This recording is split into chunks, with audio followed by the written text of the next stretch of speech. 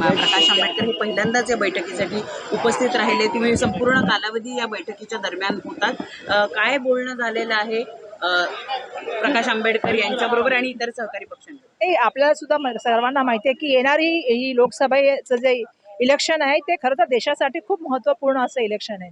त्या देशाच्या मध्ये असलेल्या लोकशाहीसाठी, संविधानासाठी आणि एकात्मतेसाठी हे इलेक्शन खूप महत्त्वाचं असं इलेक्शन आहे. आणि म्हणूनच आम्ही सर्वांशी चर्चा करतोय. जे जे पक्ष ह्या देशामध्ये लोकशाही नांदावी आणि संविधान जे आहे देशाचं वाचावं यासाठी प्रयत्न करतोय ते सर्वांशी चर्चा करतोय.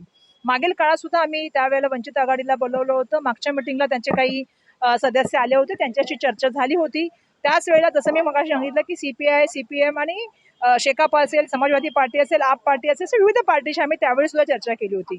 आजच्या मिटिंगमध्ये आदरणीय प्रकाश आंबेडकर साहेब, बाळासाहेब या मिटिंगला आले आणि त्यांनी जे आहे त्यांनी पण सांगितलं की बिलकुल या लढाईमध्ये आपण सगळ्यांनी एकत्रपणे लढलं पाहिजे आणि आमची सगळ्यांची भूमिका एक आहे.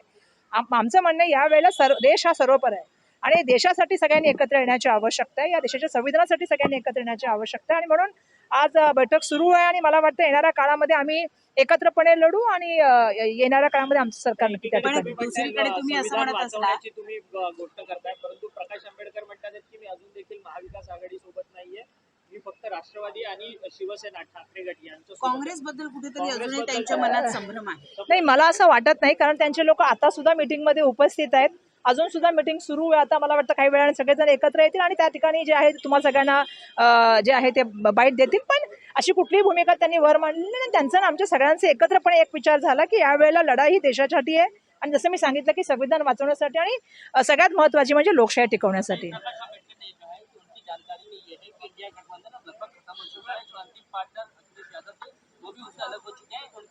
मुझे मालूम नहीं कि उन्होंने यहाँ पे क्या कहा क्योंकि मैं ऊपर मीटिंग में थी, लेकिन जो मेरी जानकारी है हम सब साथ हैं और हम चाहते हैं कि महाराष्ट्र की एक अलग परंपरा रही है.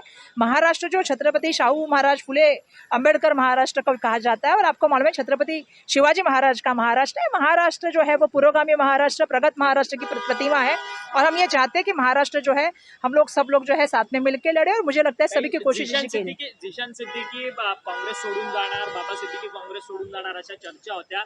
तुमचं काही बोलणं झालं का जिशान सिद्दीकी बरोबर, बाबा सिद्दीकींबरोबर काय बोलणं? माझं जिशान सिद्दीकीजींबरोबर काल सुद्धा बोलणं झालं होतं, आज सकाळी सुद्धा बोलणं झालेलं आहे, आता थोड्या वेळापूर्वी सुद्धा बोलणं झालेलं आहे आणि त्यांनी स्वतः मला एक व्हिडिओ शेअर करून सांगितलं की ताई मी कुठेही जात नाहीये, मी काँग्रेस पक्षाबरोबर आहे आणि अशा तऱ्हेच्या ज्या बाबड्या उठतात त्या पूर्णपणे ज्या आहेत त्या चुकीच्या आहेत असं त्यांनी मला सांगितलेलं आहे. त्यांच्याशी माझं सातत्याने बोलणं सुरू आहे. त्यांच्याशी सुद्धा माझं काल बोलणं झालेलं आहे आणि त्यांनी सुद्धा मला तेच सांगितलेलं आहे. पवारांची भेट घेतली आहे. खरं तर अल्पसंख्याक चेहरा जो आहे तो राज्यसभेवरती पाठवण्याकरता अजित पवार गट सक्रिय आहे. त्याकरताच बाबा सिद्दीकींची भेट झाली असावी अशी राजकीय वर्तुळात चर्चा असं आहे की मी काल सुद्धा बाबा सिद्दीकीजींशी बोलले. आमचे सगळे सिनियर मंडळी सुद्धा बाबा सिद्दीकीजींच्या संपर्कात आणि श्रेष्ठी सुद्धा संपर्कात आहेत आणि त्यांचा काँग्रेस पक्षाशी खूप जवळचा संबंध आहे. त्यामुळे मला असं वाटतं की त्यांच्याशी माझं काल बोलणं झालं. जसं मी सांगितलं की जिशानशी माझं आज आता थोड्या वेळापूर्वी सुद्धा माझं बोलणं झालेलं आहे आणि त्यामुळे अशा तऱ्हेच्या चुकीच्या वाबडे काहीतरी चुकीच्या वार्ता जे काही पसरवण्याचं काम चालू ते थांबलं पाहिजे असं मला सांगायचं.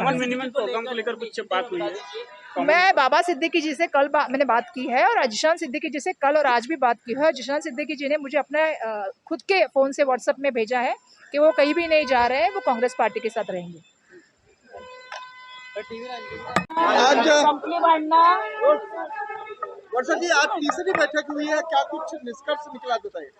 नहीं, जैसा आपको मालूम है कि पहले 2 बैठक हुई थी और तीसरी बैठक में पिछली बैठक में भी वंचित आघाड़ी को जो था हमने बुलाया था और इस बार के जो मीटिंग है इस बार की जो मीटिंग है उसमें आदरणीय प्रकाश आंबेडकर जी, बाला साहब जी भी यहाँ पे मौजूद थे और काफ़ी सकारात्मक जो है उनके साथ भी चर्चा हुई है और अभी भी चर्चा ऊपर शुरू है. तो मुझे ऐसा लगता है कि महाविकास आघाड़ी में जैसे हमने उनको इनवाइट किया था वो शामिल हो गए और उसी तरह से उन्होंने आज जो मार्गदर्शन किया हमको बता दिया कि उनकी क्या क्या चीज़ें के उनके ऊपर है और अभी भी चर्चा है चालू है. तो मुझे लगता है कि आने वाले दिनों में हम बिल्कुल सब लोग साथ में मिलकर लड़ेंगे और देश का संविधान के लिए, देश की स्वतंत्रता और लोकशाही के लिए ये लड़ाई लड़ने का काम जो है वो आने वाले दिनों में हमें सबको करना है. शेयरिंग को लेकर क्या कोई चर्चा हुई है? नहीं, वो भी ऊपर चर्चा शुरू है, लेकिन मुझे ऐसा लगता है कि हम सबका सब बातों में सबसे इम्पोर्टेंट बात है जैसा मैंने कहा कि इस देश का जो स्वतंत्रता है, इस देश का जो संविधान है और देश की लोकशाही है उसको बनाने के लिए हम लोग सब साथ में मिलकर आए हैं और हमारी कोशिश यही है कि दड़बशाही, तानाशाही, हिटलरशाही को अगर रोकना है तो हम सबको साथ में चलना है। तो सभी लोग समझदारी से और सूझबूझ से काम कर रहे हैं और मैं बहुत धन्यवाद दूंगी कि आप देखे होंगे कि पिछले हफ्ते में जो मीटिंग हुई थी उसमें सभी, चाहे वो CPM हो, CPI हो, समाजवादी पार्टी हो, अलग अलग पार्टी, शेकाप हो, ऐसी बहुत सारी पार्टियों को बुला के हम चर्चा कर रहे हैं और सभी पार्टी को हम यही कह रहे हैं कि इस बार की लड़ाई जो है वो देश के लिए लड़ाई है। मराठीत सांगा की आज